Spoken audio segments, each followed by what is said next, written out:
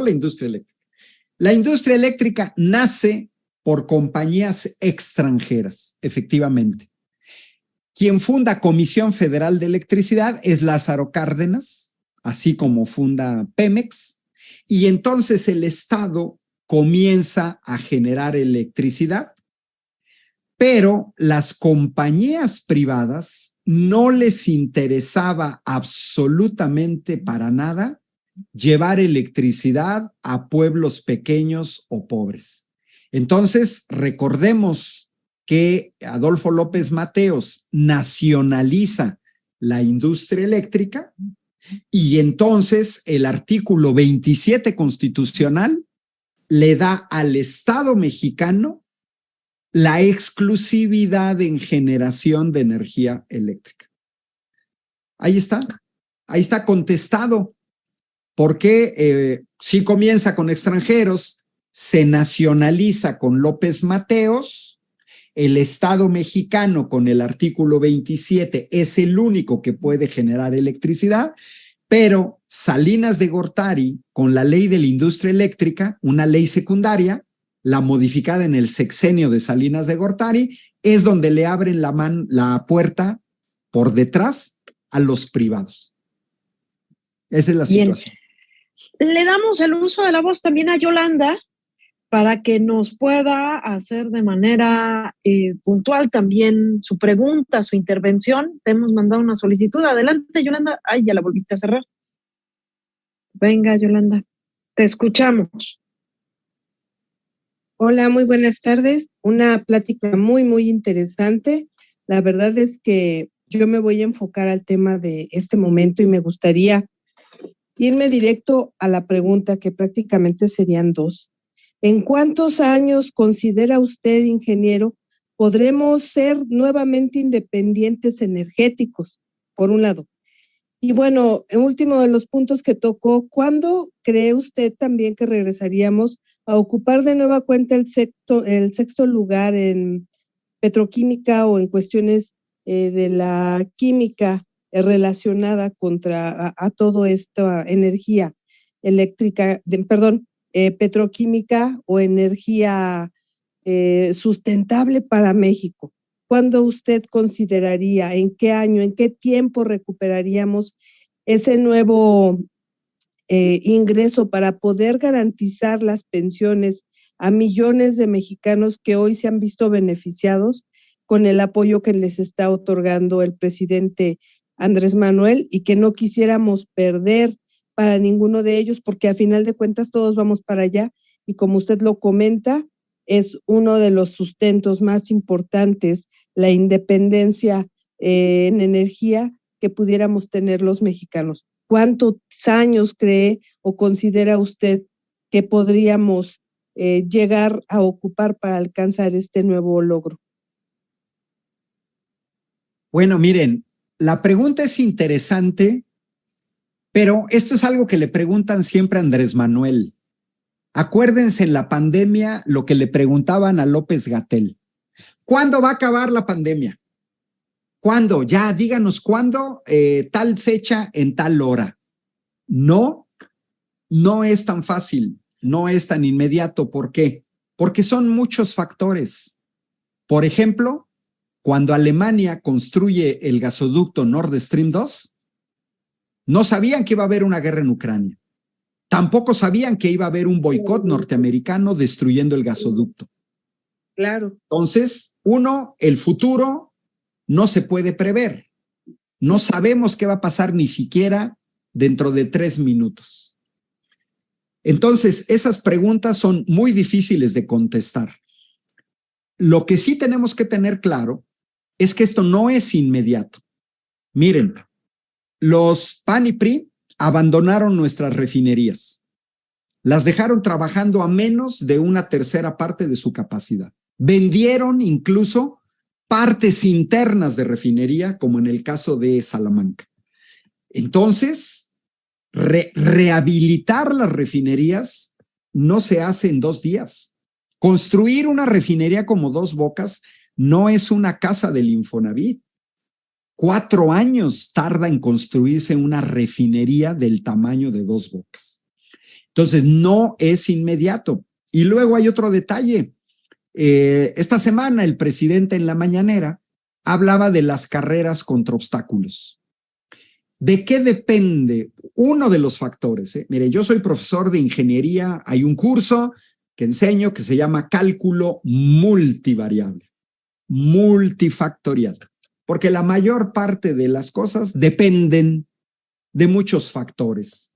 Por ejemplo, ¿cuál es la velocidad del cambio o de la consolidación de la 4T?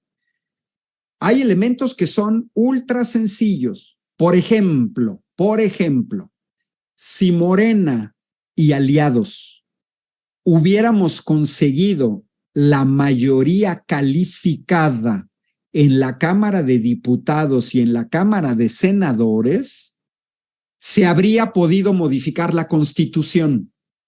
Habríamos podido regresar al artículo 27 que señalaba que el Estado le correspondía el 100% de generación eléctrica. Bueno, ¿en cuánto tiempo habríamos podido revertir la nefasta reforma eléctrica de los neoliberales? En menos de un año, porque se habría podido modificar la Constitución. Pero no se tuvo la mayoría calificada ni en la Cámara de Diputados, ni en la Cámara de Senadores, ni en 2018, ni en 2021. Pero es interesante la pregunta, porque entonces tenemos que tener muy claro cuáles son los obstáculos y cuál ha sido un obstáculo para este gobierno.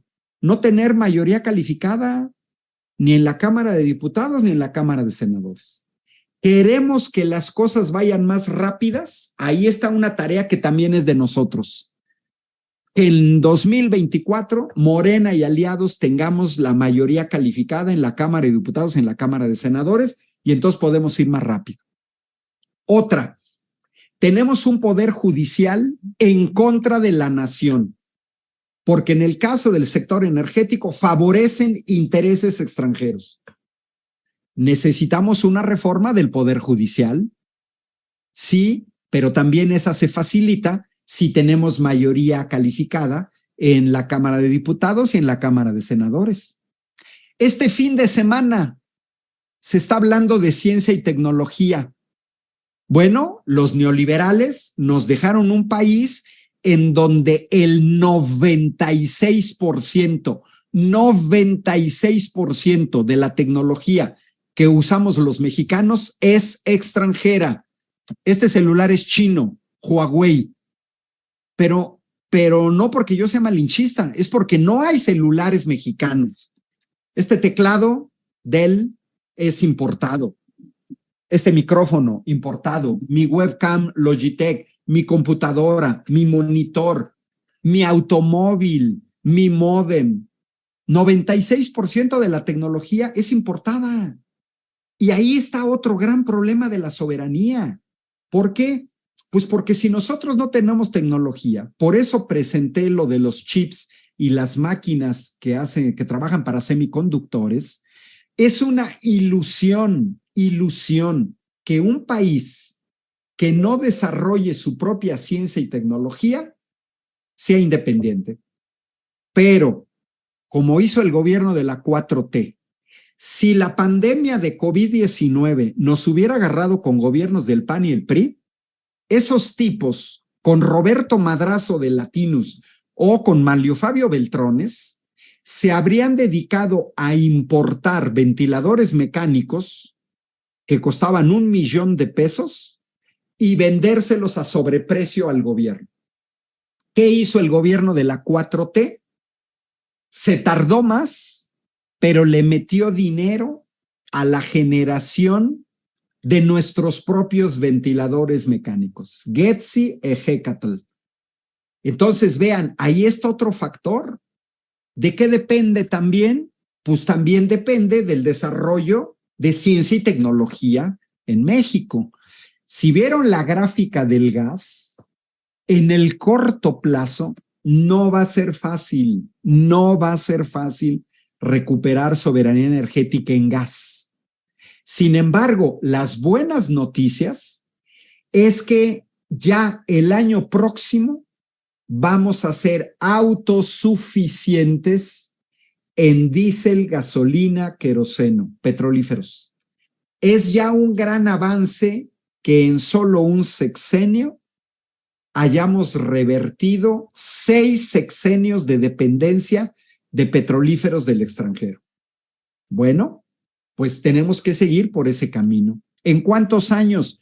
Es imposible saberlo, porque petróleo, gas, carbón son combustibles fósiles no renovables. Siempre va a haber menos gas, siempre va a haber menos petróleo.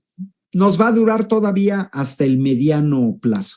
Entonces, hay que tomar en cuenta los obstáculos y la velocidad se puede aumentar en la medida en que se conjuguen varios factores. Pero ahí también tenemos que contribuir nosotros. Por eso, la construcción de un proyecto de nación 2430 debe ser asumida por todas y por cualquiera que sea la o el candidato a la presidencia de México por la 4T. Porque este es un proyecto colectivo de sobrevivencia del país. Entonces, Yolanda, no existen respuestas. Es irresponsable dar una respuesta de decir en 1 año, 2 años, 3 años. No, no es posible. Eso va a depender de muchos factores. Pero sí están las directrices, sí va la línea. Queremos garantizar las pensiones, como señalabas tú, pero no solamente las pensiones, las becas para estudiantes, dinero para infraestructura. ¿Lo queremos garantizar? Necesitamos recuperar soberanía del sector energético para que todo ese dinero que sale del país… ya termino porque fue muy largo. Ahí te va otro obstáculo, Yolanda. La deuda que nos heredaron, 12 billones de pesos de deuda, que quién sabe en qué se lo gastaron, le quitaron al gobierno de la 4T en los primeros 3 años 750,000 millones de pesos solo por el pago de intereses. Ahí están los grandes obstáculos: poder judicial, deuda, dependencia tecnológica. Esos son los grandes obstáculos que tiene el gobierno de la 4T, y el no tener mayoría calificada en Cámara de Diputados y Cámara de Senadores, porque eso nos impide modificar la Constitución. ¿Es cuánto?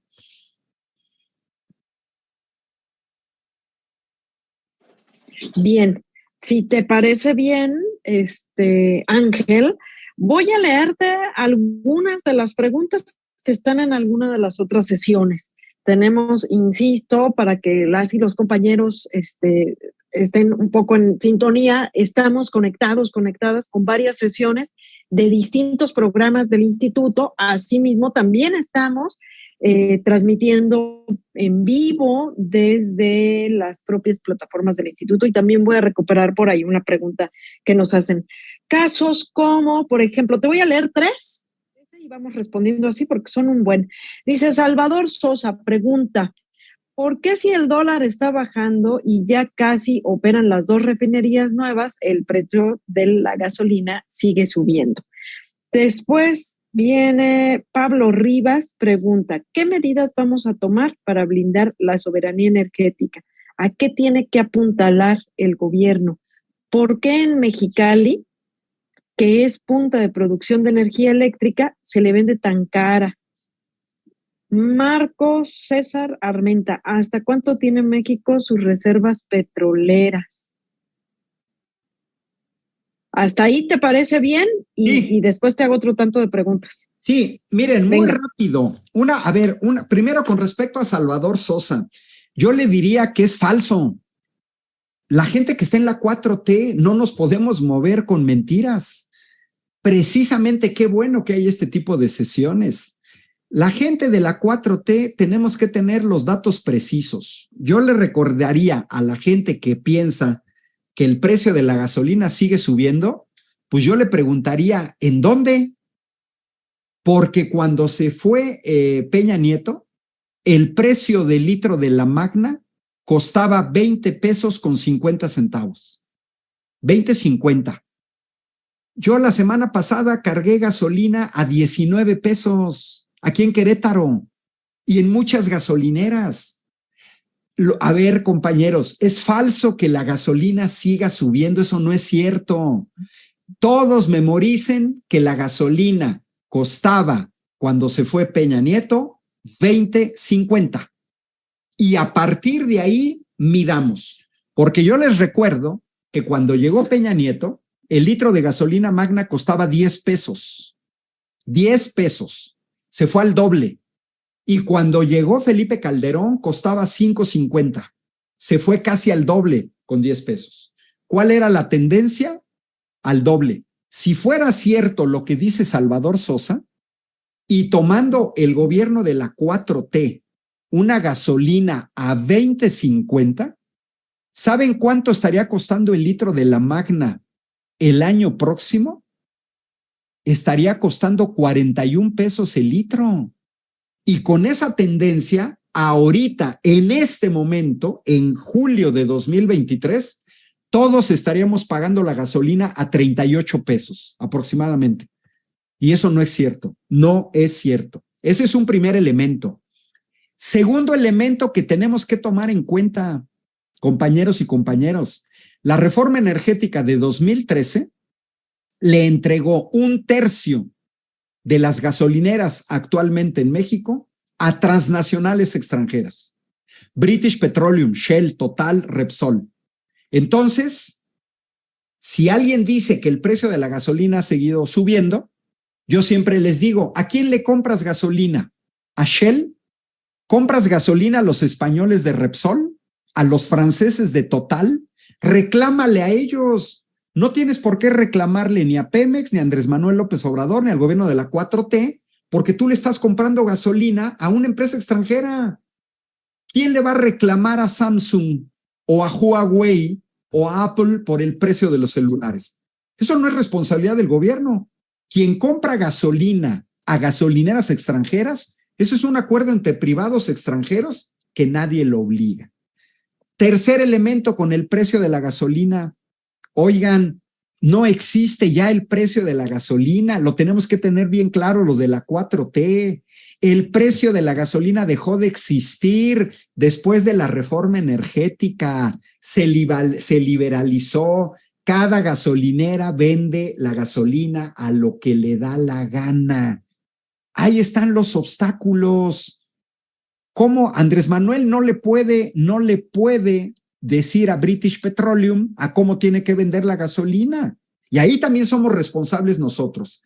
Cada vez que nosotros compramos gasolina en una gasolinera extranjera, estamos entregando esa ganancia que salga fuera de México. Basta ver los lunes quién es quién en los precios con Ricardo Sheffield, en donde viene incluso la ganancia que tienen sobre el precio de la gasolina, para darnos cuenta que se puede ganar desde 1 hasta 4 pesos por litro. Desde 1 hasta 4 pesos por litro. Vámonos a la mitad, 2 pesos por litro. Un tanque lleno de 50 litros, la ganancia son de 100 pesos. Pero si yo compro a British Petroleum, esa ganancia termina en Londres. Y si yo le compro a Shell, esa ganancia termina en Rotterdam. Y si le compro a Total Energies, la ganancia termina en París. Y si le compro a Repsol, la ganancia termina en Madrid.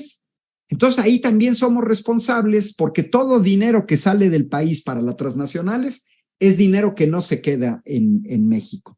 Entonces, Mexicali. Miren, Mexicali, la península de Baja California, al igual que la península de Yucatán, tienen el problema que los neoliberales nunca las dejaron integradas al mercado eléctrico nacional. Baja California vive del mercado norteamericano.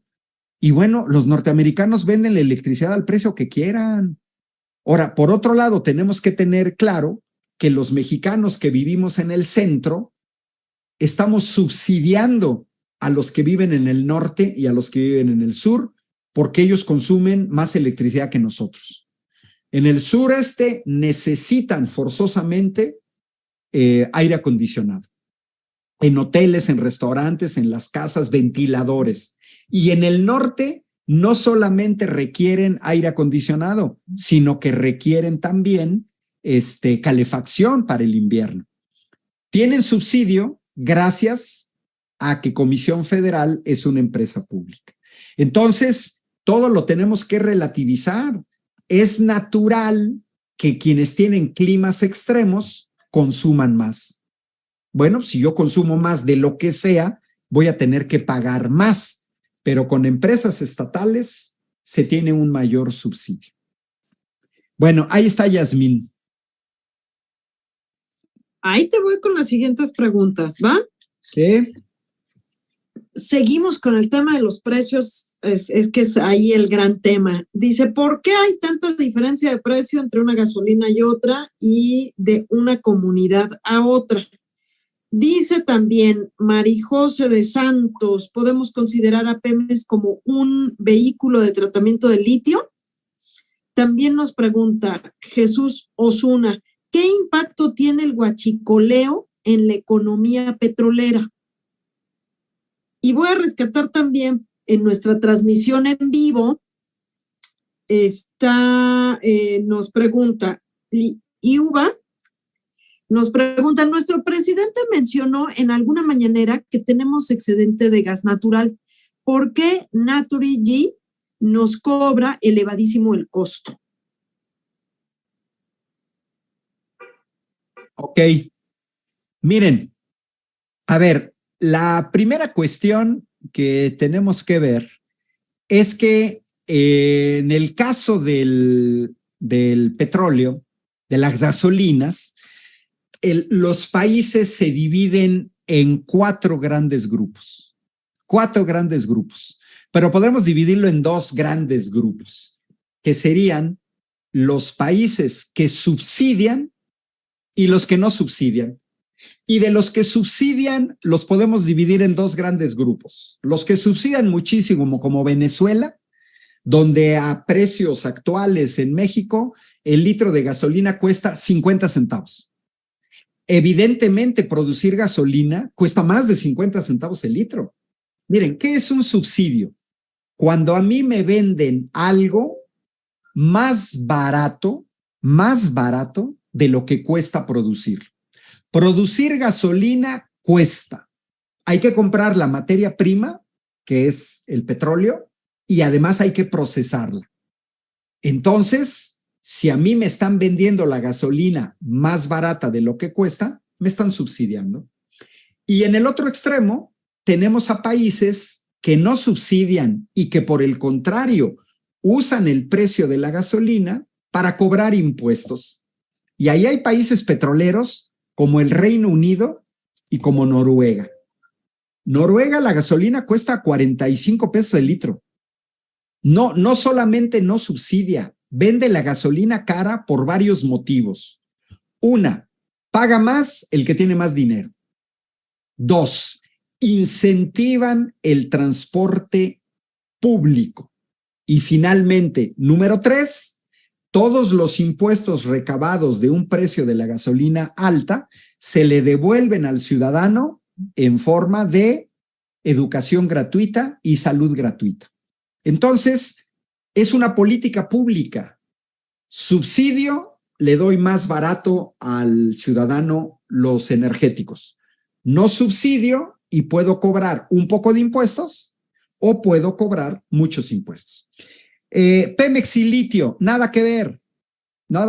El litio es un mineral, Pemex no trabaja con litio, allá está Sonora, Zacatecas, San Luis Potosí, eso es aparte, que ya está nacionalizado, ganancias para México. Huachicol, no, prácticamente el huachicol se ha terminado, prácticamente, si lo comparamos con lo que dejaron los neoliberales. Lo que dejaron los neoliberales fueron casi 10,000 tomas clandestinas. Era una sangría tremenda de dinero robado a Pemex, desde el huachicol pequeñito hasta grandes barcos que se robaban gasolina. Este gobierno prácticamente ha detenido el huachicol.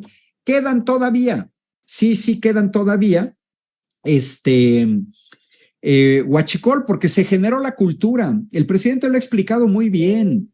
Los huachicoleros, grandes huachicoleros que tenían complicidad al interior de Pemex, dejaban que la gente de abajo se robara sus bidoncitos de la toma clandestina para que de esa manera tuvieran complicidad abajo. Pero los que se llevaban la tajada de león eran los que estaban arriba. Listo, Yasmín. Voy a retomar, si te parece bien, un par más. Es que he de decirte también, y hay que aprovecharlo, Ángel, no solamente recibimos preguntas, la realidad es que recibes muchas flores, halagos y felicitaciones de que te tengamos aquí, te echan muchas porras también, pero bueno, directo a las preguntas. Dice, ¿qué estrategia propone usted para evitar las privatizaciones en áreas estratégicas que brinden, tomando como ejemplo el caso de Estados Unidos, donde para vender cualquier empresa del sector energético participan en su autorización diversas instituciones como el Departamento de Estado de Seguridad Nacional? Y bueno, esta pregunta la hizo Gilberto. Después Ramsés Telles te pregunta, si México hace otra refinería, ¿podría vender gasolina a otros países? Ok, bueno, vámonos con esas dos. Las dos son interesantes y se van concretando. Miren, no es cuestión personal. ¿Qué tenemos que hacer nosotros para evitar las privatizaciones? El neoliberalismo se caracterizó por deshacerse de empresas paraestatales. Más de 1,000 en el sexenio de Miguel de la Madrid. Y recuerden que Salinas de Gortari presumía de haberse deshecho de bancos, de carreteras, etcétera. Es una disputa por la nación. Por un lado está lo colectivo, que es para todos, y por otro lado está lo privatizado. Ahí tienen a la senadora Xóchitl Gálvez señalando en Chihuahua el 20 de julio que proponía que los empleados gubernamentales pagaran de su bolsa un seguro de gastos médicos mayores del orden de 70,000 pesos mensuales. ¿Qué nos dice Xóchitl Gálvez, panista de derecha? Que están por la privatización de la salud pública. ¿Qué país tuvo más muertos por COVID en el mundo? Los Estados Unidos. ¿Y por qué? Pues porque tienen un sistema privatizado de salud. Es ahí donde funcionan los seguros de gastos médicos mayores que le dan enormes ganancias a las casas aseguradoras, a las casas farmacéuticas, etcétera. Los neoliberales llegaron a privatizar todo, no les dio tiempo, pero querían privatizar la educación. Estudias única y exclusivamente si tienes dinero. Vean la triste historia de cientos de miles de familias en Norteamérica, endeudadas por 4 años de estudios universitarios. Deudas de $100,000 cuando terminan sus estudios, 2 millones de pesos. Mientras en la UNAM se pagan 20 pesos al año. Yo enseño en la Universidad Autónoma de Querétaro y se pagan 1,500 pesos al semestre, 3,000 pesos al año. Cuando en una universidad privada se generan 100,000. ¿Qué hizo el neoliberalismo? Se quitó lugares en las escuelas públicas para generar clientes para las escuelas privadas. ¿Cuál debe ser la estrategia de todos los mexicanos? Mantener a la 4T. Esa es la mejor estrategia, porque la 4T se ha constituido en un dique para las privatizaciones. Es una cuestión de sobrevivencia. Lo que dice Ramsés, claro que sí, Ramsés. Yo sí veo a la 4T con otra refinería. ¿Se acuerdan quienes estuvieron en el panel de la semana pasada, presidido por Luis Linares Zapata, que forma parte de la comisión nombrada por el Consejo Nacional para la parte relativa al sector energético? Esa charla estuvo muy interesante. Había un ingeniero, creo que se llama Alfonso, pero él señalaba, en este momento se están construyendo más de 250 refinerías en el mundo. México ganaría mucho más dinero, tendríamos más dinero para financiar obras de infraestructura y programas sociales si en vez de exportar petróleo, exportáramos productos derivados del petróleo. Porque desde la economía del bachillerato, a todo mundo nos enseñaron lo que es el valor agregado. Siempre se gana más con un producto procesado que vendiendo la materia prima. Se gana más vendiendo pan que vendiendo trigo. Se vende más ganando una bebida que vendiendo simplemente el agua. Se gana mucho más vendiendo fertilizantes que vendiendo petróleo. Entonces, la respuesta, Ramsés, es sí. Yo sí plantearía la construcción de otra refinería en México porque tenemos que aprovechar la ventaja estratégica. Repito, solamente quedan 20 países en el mundo con petróleo y aunque Estados Unidos, China, India, el Reino Unido sean productores de petróleo, ¡oh, sorpresa! Son importadores de petróleo, es decir, no logran ni siquiera cubrir sus necesidades. Y es una riqueza a la que todavía le podemos sacar jugo en el mediano plazo. ¿Qué quiere decir en el mediano plazo? Pues todavía dentro de 50 años, si el gobierno de la 4T construye otra refinería y en vez de vender petróleo, exporta gasolina, diésel, queroseno o productos de la petroquímica, ¿habría quien nos lo comprara? 100% seguro, sí. Por ejemplo, a un país, México, le puede decir, no te vendo petróleo, sí te vendo gasolinas. Miren, Centroamérica.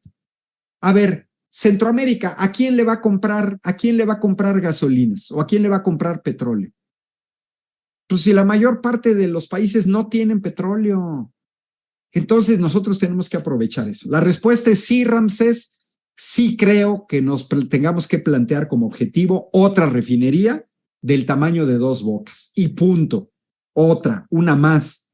Y usar la riqueza generada para apostarle a las energías renovables. Porque no hay un energético único. Necesitamos meterle dinero como está haciendo Andrés Manuel para el